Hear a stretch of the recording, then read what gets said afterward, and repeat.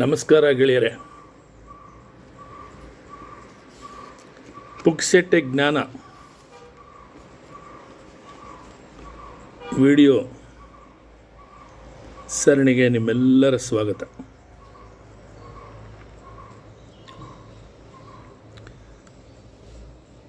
ಚಿಕ್ಕ ವಯಸ್ಸಿನಲ್ಲಿ ಕೇಳಿದ ಜಾಹೀರಾತಿನ 2 ಸಾಲುಗಳನ್ನು ಹೇಳ್ತೀನಿ. ಮೊದಲು, ಆರೋಗ್ಯದ ರಕ್ಷಣೆ ಮಾಡೋದು ಲೈಫ್ ಬಾಯ್ ಎಲ್ಲಿದೆಯೋ ಅಲ್ಲಿದೆ ಆರೋಗ್ಯ. ಮತ್ತು ವಾಷಿಂಗ್ ಪೌಡರ್ ನಿರ್ಮಾ, ಇದನ್ನು ಯಾರೂ ಮರೆಯೋಕ್ಕಾಗಲ್ಲ. ಬಣ್ಣದ ಬಟ್ಟೆಗೂ ಉಂಟು, ಬಿಳಿ ಬಟ್ಟೆಗೂ ಉಂಟು ನಿರ್ಮಾ ಅಂತ ಹೇಳಿ ನಾವು ಇಂತಹದ್ದೇ ಜಾಹೀರಾತುಗಳನ್ನು ಕೇಳಿ ಬೆಳೆದಿದ್ದೇವಲ್ಲವೇ?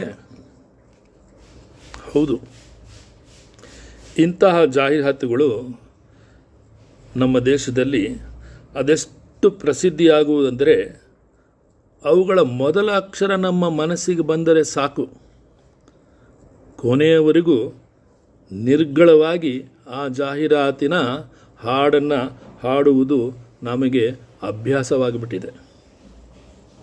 ಗೆಳೆಯರೆ, ಜಾಹೀರಾತು ಮತ್ತು ವಾಣಿಜ್ಯ ಪ್ರಪಂಚ ಇವೆರಡೂ ಒಂದೇ ನಾಣ್ಯದ 2 ಮುಖಗಳು. ಇಂದಿನ ಯುಗವೇ ಜಾಹೀರಾತಿನ ಯುಗವಲ್ಲವೇ?